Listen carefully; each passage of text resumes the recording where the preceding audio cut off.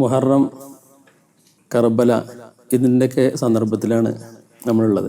ഓരോ സന്ദർഭങ്ങൾ വരുമ്പോൾ ആ ചരിത്രം നമ്മിലൂടെ കടന്നു പോകുമ്പോൾ അതിൽ നിന്ന് നാം എന്ത് ഉൾക്കൊള്ളുന്നു, ചരിത്രം സംഭവിക്കുമ്പോൾ നാം ഏത് പക്ഷത്ത് നിൽക്കുന്നു, നമ്മുടെ നിലപാടെന്ത്, നാം നിലയുറപ്പിച്ചത് എവിടെ, ഇതൊക്കെയാണ് നാം വിലയിരുത്തേണ്ടത്.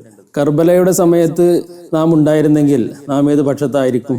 നമ്മുടെ സാഹചര്യവും നമ്മുടെ മാനസികാവസ്ഥയും അന്നത്തെ സാഹചര്യവും ഒക്കെ വിലയിരുത്തി നമ്മെക്കുറിച്ച് നമ്മളൊന്ന് പഠിക്കാൻ തയ്യാറായാൽ നമുക്ക് ബോധ്യപ്പെടും നാം ഏത് പക്ഷത്തായിരിക്കും നിൽക്കുമായിരുന്നത് അല്ലെങ്കിൽ നിൽക്കേണ്ടിയിരുന്നത് എന്നൊക്കെ.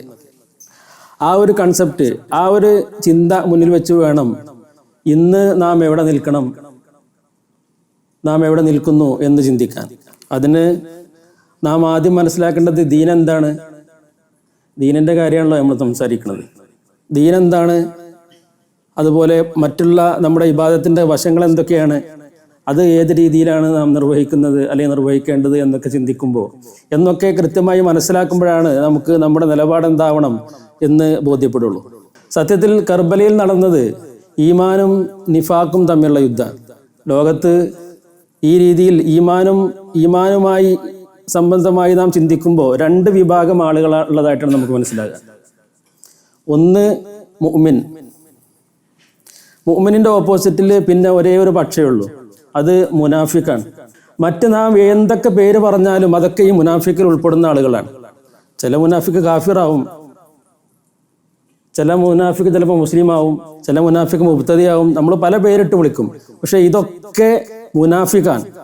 മുനാഫിക്കിന്റെ ഓപ്പോസിറ്റ് ഒരേ ഒരു കക്ഷി, ഒരേ ഒരു പാർട്ടി അല്ലെങ്കിൽ ഒരേ ഒരു വ്യക്തി, അത് മുഅ്മിൻ മാത്രമാണ്. ഇത് നാം എപ്പോഴും പറയാറുള്ളത് പോലെ തന്നെ, അല്ലെങ്കിൽ നമ്മൾ കർശനമായി മനസ്സിലാക്കേണ്ടതുള്ളത് പോലെ ആലമുൽ അർവാഹ് എന്ന് തുടങ്ങിയത് തന്നെയാണ്.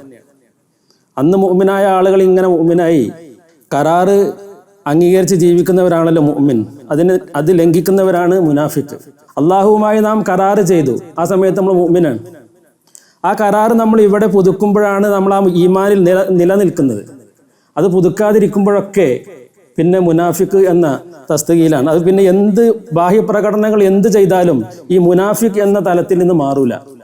അള്ളാഹു ഇനി നമ്മൾ മരിച്ച് കഴിഞ്ഞ് അവിടെ ചെല്ലുമ്പോഴും ഇതേ കാറ്റഗറി തന്നെയാണുള്ളത്. പരിശുദ്ധ ഖുർആനിൽ അല്ലാഹു സുബ്ഹാനഹു വ തആല ആളുകളെ കുറിച്ച് പരലോകത്ത് ആളുകൾ ഒരുമിച്ച് കൂടി നിൽക്കുന്ന അവരുടെ രംഗത്തെക്കുറിച്ച് പറയുന്നിടത്തൊക്കെ ഈ രണ്ട് കാറ്റഗറി ആളുകൾ ഈ രണ്ട് കാറ്റഗറിയിലാണ് ഉൾപ്പെടുത്തിയിട്ടുള്ളത്. യൗമ തറൽ മുഅ്മിനീന വൽ മുഅ്മിനാതി യസ്ആ നൂറുഹും ബൈന അയ്ദീഹിം വ ബിഅയ്മാനിഹിം ബുശ്റാകുമുൽ യൗം ജന്നാത്തുൻ തജ്രി മിൻ തഹ്തിഹൽ അൻഹാർ ഖാലിദീന ഫീഹാ ദാലിക ഹുവൽ ഫൗസുൽ അലീം.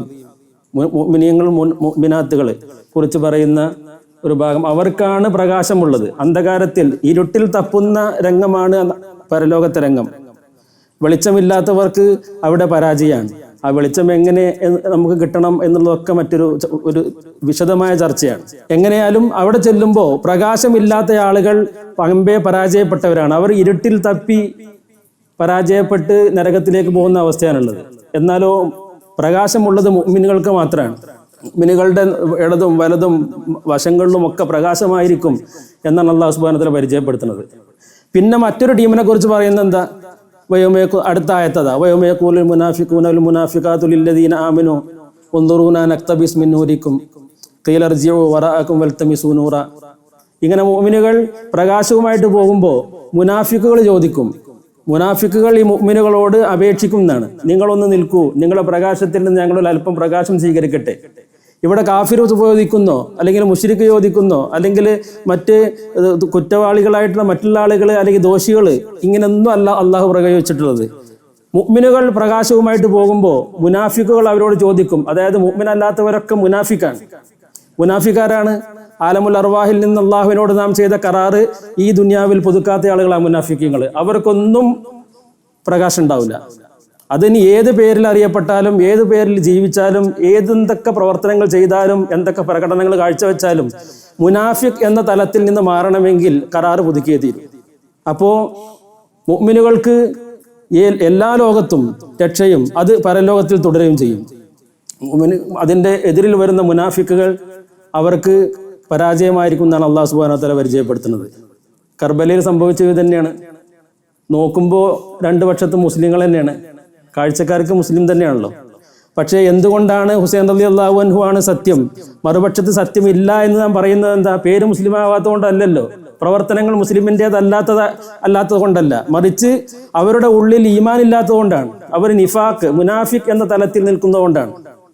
റസൂലുള്ളാഹി അതിന് കാരണം ദീൻ എന്താണെന്ന് ആദ്യം മനസ്സിലാക്കിയെങ്കിലേ ഈമാൻ എന്താണ്, മുഅ്മിൻ എന്താണ്, നിഫാഖ് എന്താണെന്ന് മനസ്സിലാവുള്ളൂ.